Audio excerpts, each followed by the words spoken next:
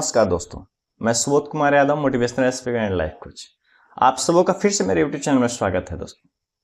दोस्तों पिछले वीडियो में हम लोगों ने जाना था कि अर्जुन अपनी व्यथा को भगवान श्री कृष्ण को सुना रहा है। वो अपनी व्यथा को श्री कृष्ण को सुनाने के बाद रथ के आसन पे बैठ गया और भगवान श्री कृष्ण उसको जब रथ पे बैठा हुआ देखते हैं तो उनको बहुत आश्चर्य होता है। उनको उम्मीद नहीं थी कि यह व्यथा सुनाते सुनाते रथ पे बैठ जाएगा, इतना नर्वस होगा। इतना तो वो जानते थे कि हाँ दुविधा में पड़ेगा कि मैं युद्ध करूं कि ना करूं, तो उसका तो हल भगवान श्री कृष्ण कर देंगे। लेकिन वो नहीं जानते थे कि युद्ध क्षेत्र में आकर के ये रथ पे बैठ जाएगा और कहे कि ना भगवान अब हमसे युद्ध नहीं होगा। भगवान को बहुत आश्चर्य हुआ। भगवान आश्चर्य से कहते हैं कुतस्त्वा, कुतः मीन्स कहां से, तो अर्जुन तुमको कस्मलम इदम, यह गंदगी, यह शोक विषम अवसर पर प्राप्त हुआ। अर्जुन तुमको यह गंदगी इस विषम अवसर पर कहां से प्राप्त हुआ। भगवान को बहुत आश्चर्य हुआ। आश्चर्य से भगवान कहते हैं अनार्य जुष्टम स्वर्गम अकृत्यकरम अर्जुन। अनार्य वे लोग जो जीवन के मूल्यों को जानते हैं, जो जीवन के उद्देश्यों को जानते हैं, वो इस प्रकार का आचरण तो नहीं करते। यह आचरण किसी व्यक्ति के लिए शोभनीय नहीं है और यह आचरण जो व्यक्ति करता है उसे कभी भी उच्च लोक की नहीं, नीच लोक की प्राप्ति होती है। यश की प्राप्ति नहीं होती, अपयश की प्राप्ति होती है। यह आचरण नीच लोक तथा अपयश प्राप्त करने का कारण बनता है। अर्जुन तुम जो युद्ध क्षेत्र में खड़े होकर के शोक व्यक्त कर रहे हो, क्या तुम इसी काम के लिए क्षेत्र में आए थे?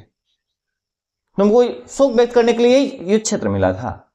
तुमको शोक व्यक्त करने का ही निमंत्रण दिया गया था कि तुम आओ युद्ध क्षेत्र में खड़े होकर के और शोक व्यक्त करो।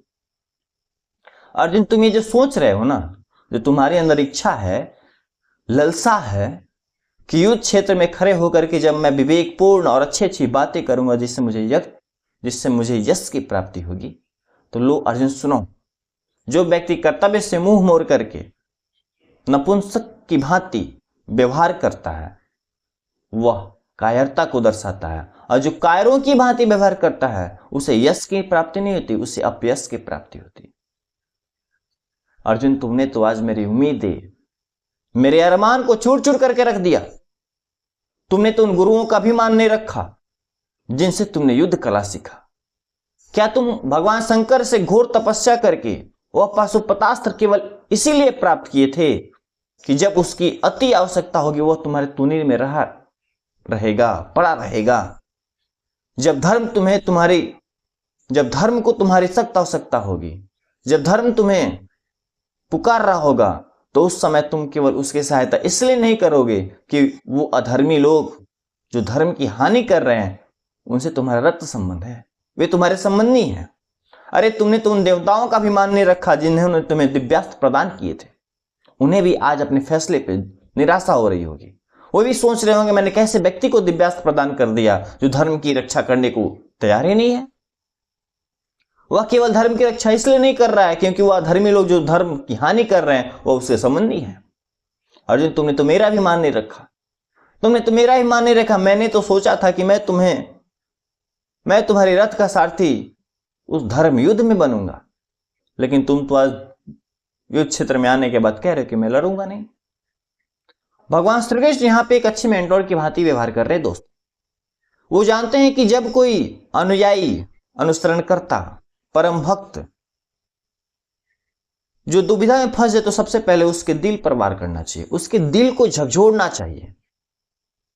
भगवान श्री कृष्ण यही करते हैं। आगे भगवान श्री कृष्ण समझाते हुए कहते हैं कैलव्यम समग्म पार्थ न तत्व उपपद्यते क्षुद्रम हृदय दौर्बल्यम त्यक्तु तिष्ठ परंतप। हे पार्थ, हे पृथापुत्र, हे अर्जुन, इस नपुंसकता को प्राप्त मत हो। यह तुम्हें शोभा नहीं देती और यह तुम्हें क्या किसी व्यक्ति को शोभा नहीं देती। हे शत्रुओं के दमन करता, उठो और युद्ध करो। तुम्हारा कर्म कहता है, तुम्हारा कर्तव्य कहता है कि तुम्हें इस समय युद्ध करना चाहिए।